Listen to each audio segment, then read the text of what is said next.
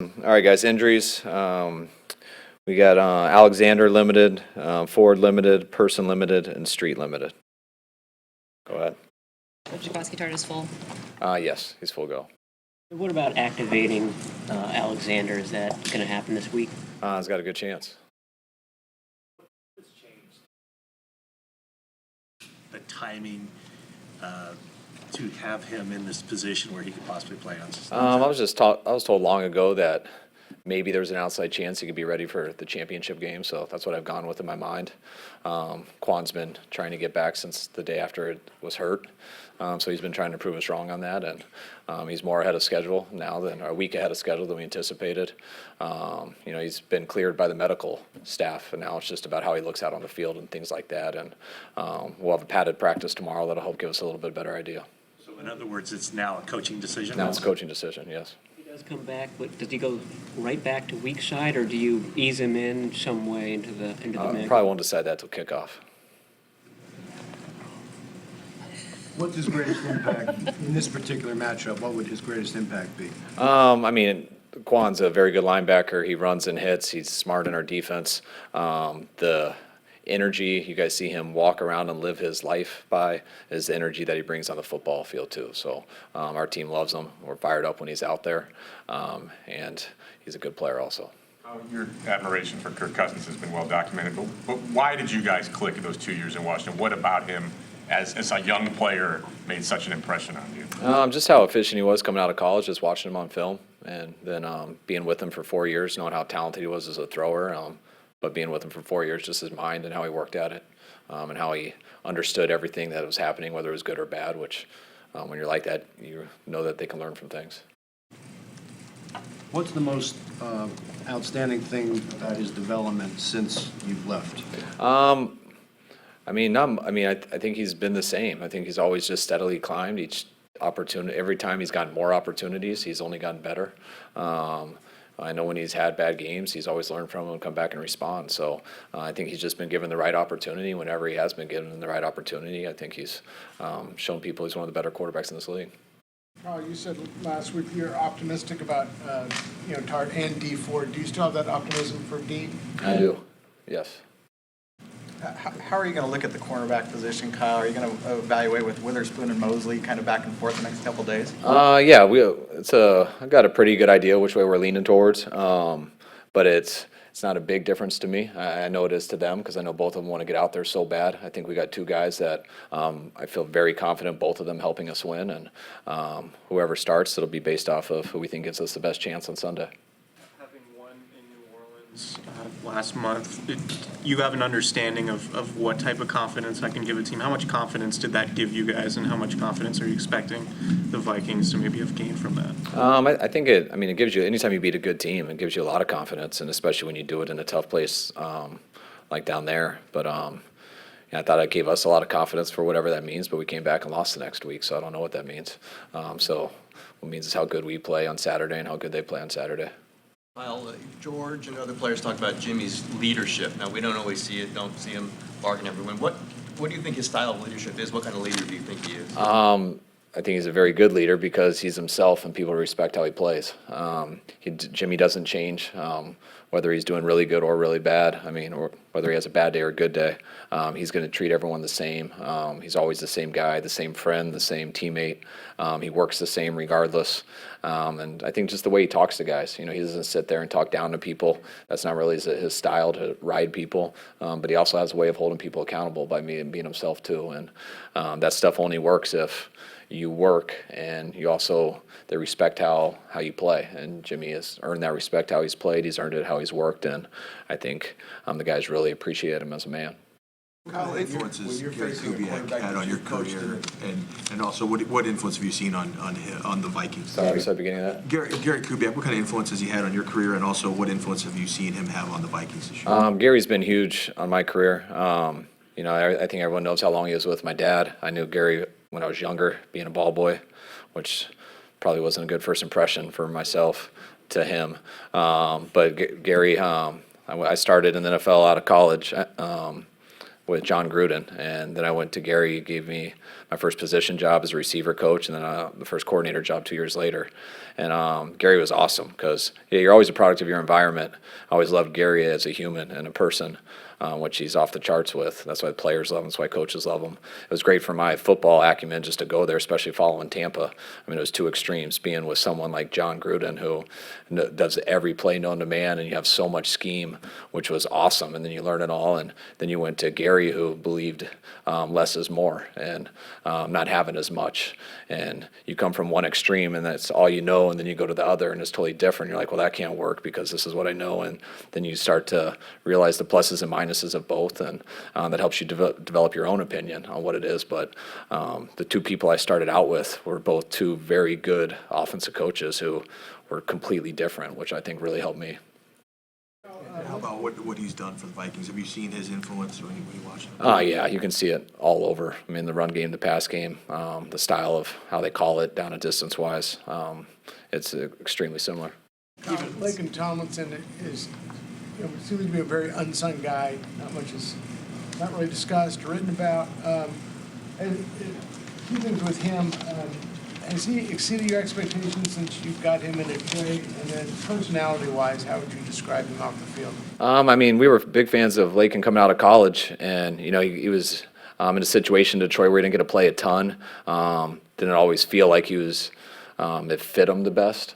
So you never know until you get someone, and we felt very fortunate with being able to get a talented guy like Laken when we did. I think it was a 6th-round pick at the end of training camp.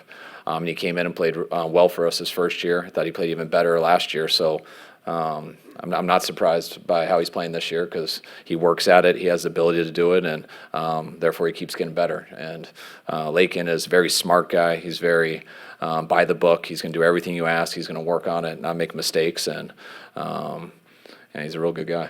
Along the lines of what you're saying about what a small community it is and how things can overlap, when you're facing a player that you've coached before, is that stuff overrated, or are there like quirky, really things that you know that person does, or you watch them evolve over a different period of time since you've had that person as I think it's overrated. I think it's not overrated if the guy doesn't have much tape out on him because everyone's just trying to guess, and you can talk a lot better than people would just guess. But I mean, Kirk has so much tape on him.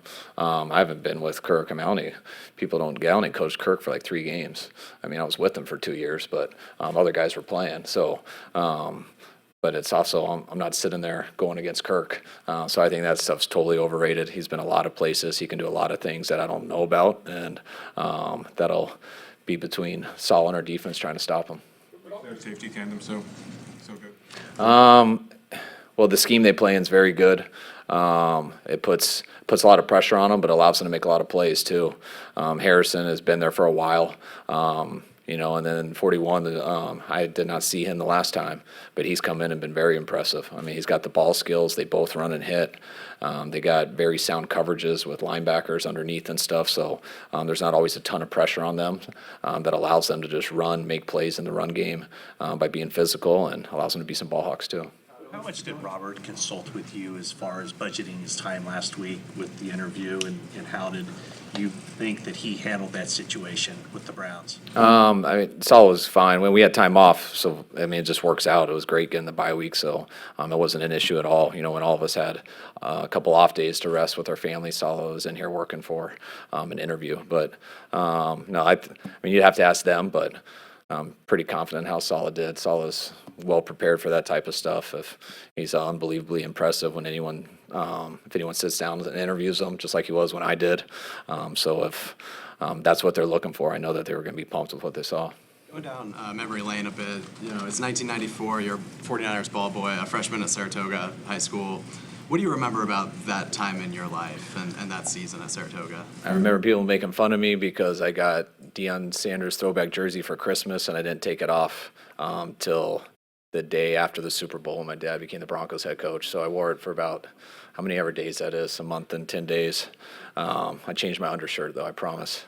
No, but I remember I was dedicated to I felt like I couldn't do school for that month because I had to get a good night's sleep to get ready for the games and things like that. I was just so 100% the Niners in the playoffs at that time. I can remember like it was yesterday, and it's funny to watching my wife be like that kind of right now, and my kids are getting there, not as old as I was, but they're getting close. With all the passing stats and analytics that are available, what are the ones that matter to you and the ones that you look at Jimmy's season and say, this is why he's having a good year?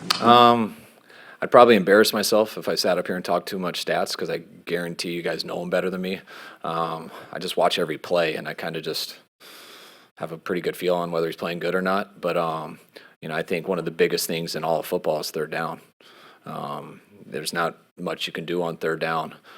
There is stuff you can do as scheming and everything, but not if you don't have a really good quarterback. And I think, that's always a pretty apparent stat to me. That's not foolproof. There's been lots of really good quarterbacks who their team hasn't been good on third down, but I think you just look at both teams. We're both very committed to running the ball, but you look at third down, if you take out all runs on third down, we're number 1 in the league, and Minnesota's number 2. So you got 2 teams who run the ball, but that also shows you got 2 quarterbacks.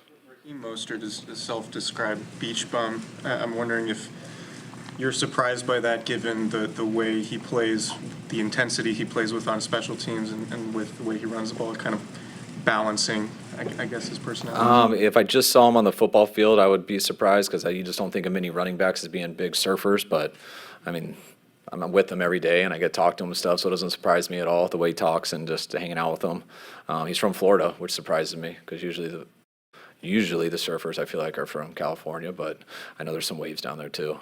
But I think it's been cool. He got a Billabong sponsorship a couple months ago, so he's enjoying it, and it's probably my favorite dance. He does too.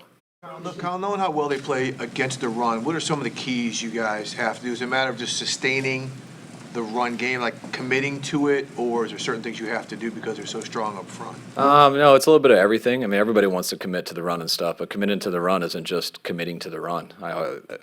Players laugh at me a lot because I always say, do you guys want to run the ball? And they're like, yeah. I'm like, well, you better be able to throw it then. Or if we want to throw it, you better be able to run it. You don't just run the ball and get 40 runs by just calling run, pass, because then you're going to be in some 3rd and 8s, and you're not going to do that good on 3rd and 8. You have to mix it up. You got to do things.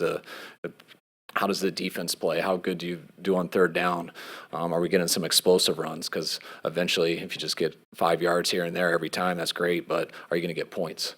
So all that stuff goes into it. So you can't give a good answer for that, because there's variables of the entire game that usually leads to who has the most run carries, and usually the team who has the most run carries wins.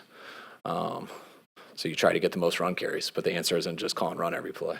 What progress have you seen Deebo Samuel make over the course of his rookie season, and has his sort of added experience toward the end of the year allowed you to do more with him in the offense? Yes, Deebo's allowed us to do more and more each week. Just going through the whole year, always, receivers, the style of the game in college, there's not as much man-to-man. It's a lot more fast tempo. There's huge zones with where the hashes are, so it's very hard to get good at route running, and especially when you got some of these guys who are pretty talented with the ball in their hands. Working on the routes so much in college is kind of a waste of time. They're just going against zone, just get them open in the zone and have them run. It's almost like a fast break basketball. So when you get that, guys are sloppy a little bit on their routes, which Deebo was, because he didn't have much experience. But for him to play all year like that and to get better each week, even battling through some injuries, it's been great. It says a lot about him as a man, but that's where he's improved the most. King Sour's commercials never started a playoff game. Jimmy Garoppolo's never started a playoff game. What will determine his success or failure in that new environment? How good he plays and how good everyone plays around him. That stuff's so funny to me, because he could play great, and we might come up short, and I don't want people to say he can't win a playoff game. I felt like last week was a playoff game. That was pretty intense, or whenever we played Seattle. So I think he's shown that he can handle himself and poise. He's played some really good games, and just like everybody, hopefully he does it this Saturday, which will be his first playoff game. But I think Jimmy's played in some pretty big games, and anyone who's around him in those games and talks to him and stuff, it's not much different in those games with him as a preseason game. He stays the same. You went through the interview process. You went through the interview process, obviously. You Here when won you're- that. You were the most aggressive. Coming here, you were in the playoffs. There's obviously some inherent disadvantages to your team continuing to win for some coaches, advantages for others, some inherent distractions. How do you feel about the whole process overall? Is there a better way? What you're talking about with having a bye week and stuff? Yeah, just the whole, having to wait until your team is eliminated to get hired. Oh, that part.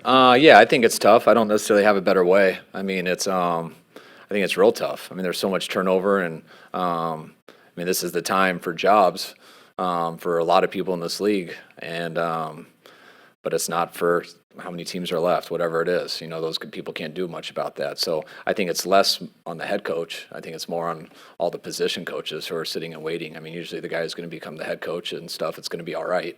But it's kind of tough when you have all the other guys on the staff and their families who are kind of in limbo. Should they be looking hard for another job or waiting? And I think that's really the toughest thing. All right, guys. Wait till after the Super Bowl. Sorry, We gotta go. not aggressive enough.